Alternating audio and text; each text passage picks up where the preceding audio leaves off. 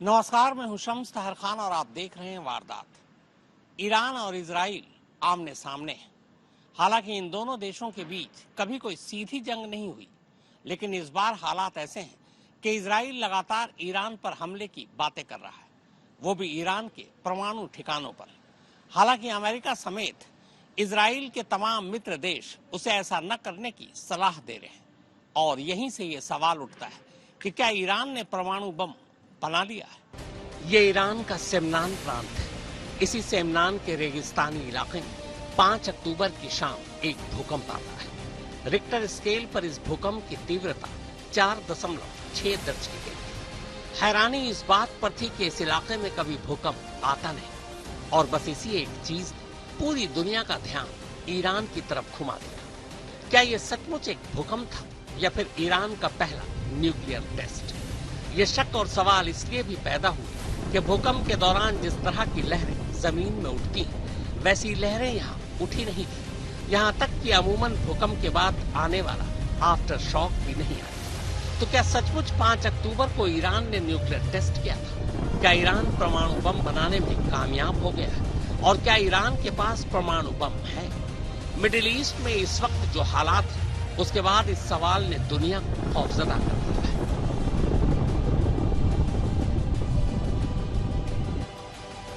हमेशा इजराइल के साथ खड़े रहने वाले अमेरिकी राष्ट्रपति जो बाइडेन और उसके बाद CIA डायरेक्टर विलियम बर्न्स के बयान को दुनिया ईरान के परमाणु बम से जोड़कर ही देख रही है। बाइडेन ने इजरायली प्रधानमंत्री नेतन्याहू को बाकायदा ये चेतावनी दे रखी है कि इजराइल ईरान पर बेशक हमला करे, लेकिन वो ईरानी न्यूक्लियर फैसिलिटीज यानी न्यूक्लियर प्लांट पर बिल्कुल हमला न करे।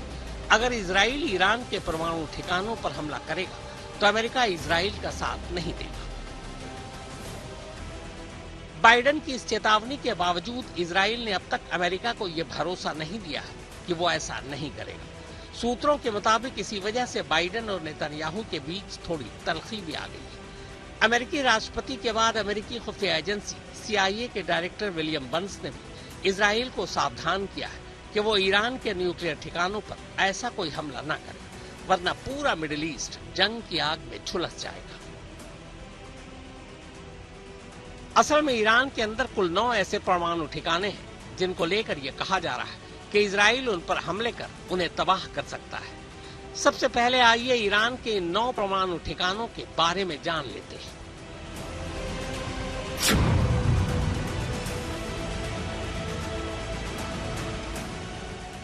ईरान की राजधानी तेहरान से करीब 300 किलोमीटर दूर दक्षिण में इस्फहान राज्य में नतांज स्थित है। दरअसल नतांज यूरेनियम को शुद्ध करने वाला ईरान का सबसे बड़ा परमाणु सेंटर है। ये परमाणु सेंटर जमीन के अंदर बंकरों में बनाया गया है। नतांज के इस परमाणु ठिकाने को पहले भी निशाना बनाने की कोशिश की जा चुकी है।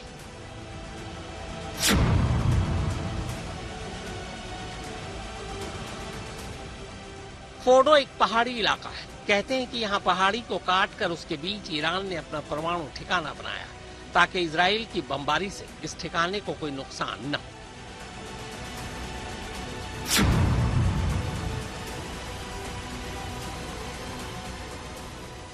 तेहरान के बाद इस्फहान ईरान का दूसरा सबसे बड़ा शहर है। इस शहर के बाहरी इलाके में भी ईरान का एक परमाणु ठिकाना है, जहां यूरेनियम प्यूरिफाई करने के अलावा यूरेनियम मेटल बनाने की मशीनें भी हैं, जो परमाणु बम के कोर को बनाने में इस्तेमाल होता है।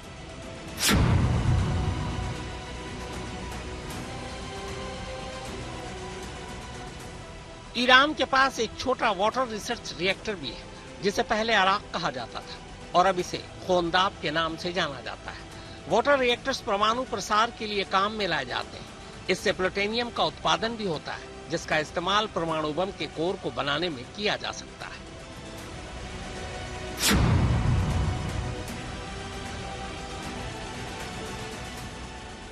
तेहरान रिसर्च सेंटर में भी एक रिसर्च रिएक्टर है। हालांकि इस सेंटर के बारे में ईरान यही बताता रहा है कि यहाँ पर कैंसर जैसी बीमारियों के इलाज के लिए परमाणु चिकित्सा संबंधित काम होता है। इस सेंटर में भी यूरेनियम का इस्तेमाल होता है।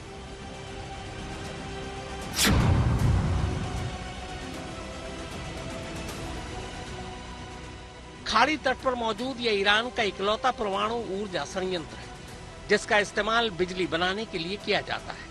ये संयंत्र रूसी मदद और रूसी ईंधन से चलता है।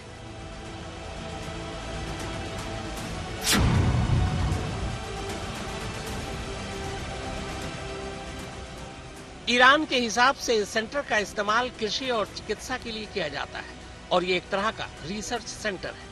लेकिन एक्सपर्ट्स की माने तो इस जगह का इस्तेमाल यूरेनियम को प्यूरिफाई करने के लिए सेंट्रीफ्यूज के उत्पादन के तौर पर भी मुमकिन है।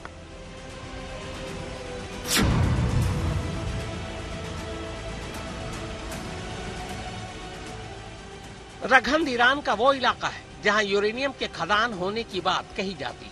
2013 में ईरान ने यहां से कम गुणवत्ता वाले यूरेनियम अयस्क को निकालने का काम शुरू किया था। हालांकि एक्सपर्ट्स की माने तो इसे प्यूरिफाई कर शुद्ध यूरेनियम में बदला जा सकता है।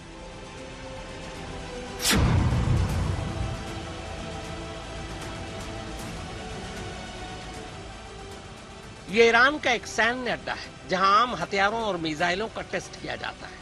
हालांकि ये शक भी जताया जाता रहा है कि ईरान ने पार्चीन में परमाणु हथियारों में इस्तेमाल होने वाले विस्फोटक ट्रिगर्स का भी परीक्षण किया है। ईरान के यही वो 9 परमाणु ठिकाने हैं जिन पर इजरायली हमले को लेकर दुनिया फिक्रमंद है। इस चिंता की 2 वजह है। पहली, अगर ईरान के पास सचमुच परमाणु बम नहीं है और इजराइल फिर भी इन परमाणु ठिकानों पर हमले करता है तो आगे चलकर ईरान अपने परमाणु कार्यक्रम को जोरों शोर से शुरू कर देगा। तब उसके पास दुनिया को सफाई देने की जरूरत नहीं होगी। वो दलील दे सकता है कि इजरायली हमलों से बचने के लिए वो परमाणु बम बनाएगा। और अगर ऐसा हुआ तो अरब देश संकट में आ जाएंगे, क्योंकि वो नहीं चाहते कि ईरान परमाणु संपन्न देश बने। ऐसा होने से खाड़ी में पावर का संतुलन बिगड़ जाएगा। दूसरा खतरा कहीं ज्यादा बड़ा है। अगर ईरान के पास परमाणु बम है और इजराइल उनके परमाणु ठिकानों पर हमले करता है तो ईरान इसका जवाब परमाणु हमले से भी दे सकता है, जो बेहद घातक होगा। और यही वो चीज है जिसने दुनिया को डरा रखा है। इसीलिए इजराइल का सबसे अजीज दोस्त अमेरिका तक नेतन्याहू को यह समझाने में लगा है कि वो गलती से भी ईरान के परमाणु ठिकाने पर हमला न करे। दरअसल ईरान ने 2003 में ही अपना परमाणु कार्यक्रम शुरू कर दिया था। 12 साल बाद अंतर्राष्ट्रीय दबाव पड़ने पर 2015 में थोड़े वक्त के लिए उसने अपना यह कार्यक्रम रोक दिया। दरअसल तब ईरान पर कई तरह की पाबंदियां लगा दी गई थी। इन्हीं पाबंदियों से पार पाने के लिए ईरान परमाणु गतिविधियों पर रोक लगाने को तैयार हो गया, जिसे लेकर एक समझौता भी हुआ। यह समझौता बराक ओबामा के कार्यकाल में हुआ था, लेकिन 2018 में राष्ट्रपति बनने के बाद डोनाल्ड ट्रंप ने इस समझौते को तोड़ दिया।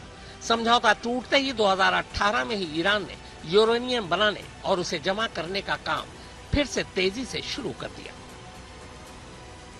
दरअसल यूरेनियम दुनिया का सबसे महंगा पदार्थ है। ये एक ऐसा भारी धातु है जो जमीन के अंदर और समंदर के तल में भी पाया जाता है। यूरेनियम का सबसे ज्यादा भंडार ऑस्ट्रेलिया, कनाडा, रूस, नाइजीरिया, दक्षिण अफ्रीका, नामीबिया, ब्राजील, कजाकिस्तान और मंगोलिया में मौजूद है।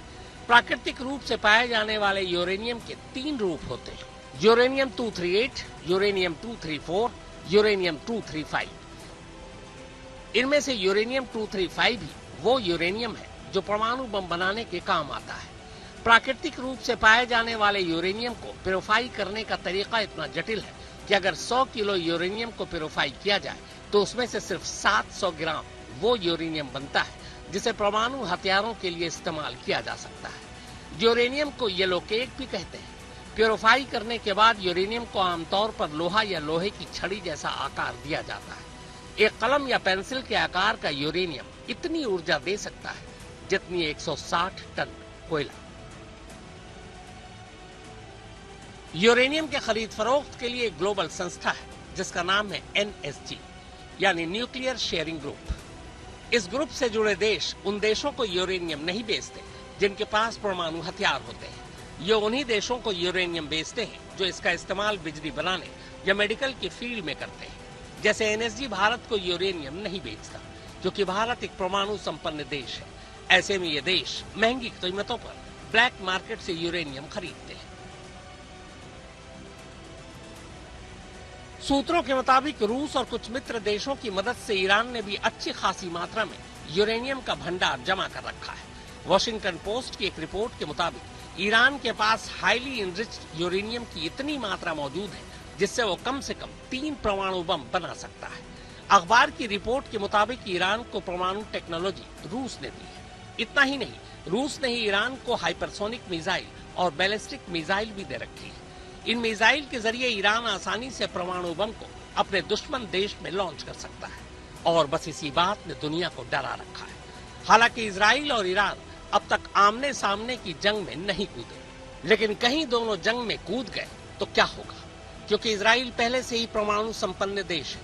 सूत्रों के मुताबिक इजराइल के पास लगभग 70 परमाणु बम है। सिर्फ 2 बम ने जापान के 2 शहर हिरोशिमा और नागासाकी को ऐसा रुलाया था कि आज भी उसकी टीस महसूस की जाती है। अब जरा सोचिए, अगर ईरान और इजराइल परमाणु जंग में कूद पड़े तो क्या होगा। चिराग गोठी के साथ मनीषा झा, आज तक। भारत समेत दुनिया में कुल ऐसे 9 देश हैं जिनके पास परमाणु बम है। इनमें से भी आधे से ज्यादा बम अकेले 2 देश रूस और अमेरिका के पास है। एक्सपर्ट्स की माने तो इन परमाणु बमों में से अगर आधे बम का भी इस्तेमाल हो गया तो दुनिया के नक्शे से दुनिया का नामो निशान ही मिट जाएगा। इस वक्त पूरी दुनिया में कुल 13,080 परमाणु बम है, जो 13,000 किलोमीटर से लेकर 15,000 किलोमीटर की दूरी तक मार कर सकते हैं। जानकारों की माने तो इनमें से आधे परमाणु बम भी इस्तेमाल हुए तो दुनिया के नक्शे से दुनिया का नामो निशान ही मिट जाएगा।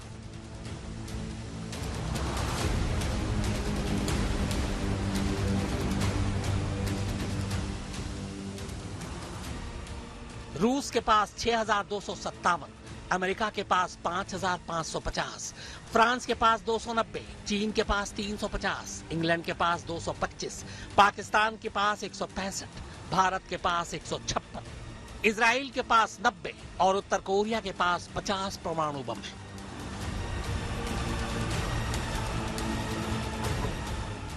सबसे ज्यादा परमाणु बम रखने वाले रूस के पास ही सबसे ज्यादा दूरी तक मार करने वाले भी परमाणु बम है। रूस 11,000 से 15,000 किलोमीटर की दूरी तक परमाणु बमों से हमला कर सकता है, जबकि अमेरिका के पास 9,650 किलोमीटर से लेकर 13,000 किलोमीटर की दूरी तक मार करने वाले परमाणु बम है। सोचिए, अगर 2 परमाणु बमों ने जापान का यह हाल किया तो 13,000 से ज्यादा परमाणु बम इस धरती का क्या करेंगे। विश्व युद्ध हुआ तो वाकई में शायद शांति देखने के लिए कुछ ही लोग बचेंगे। ऐसा इसलिए क्योंकि इन देशों के पास ऐसी ऐसी मिसाइलें भी हैं जो परमाणु बमों को लेकर पूरे पृथ्वी का चक्कर लगा सकती हैं।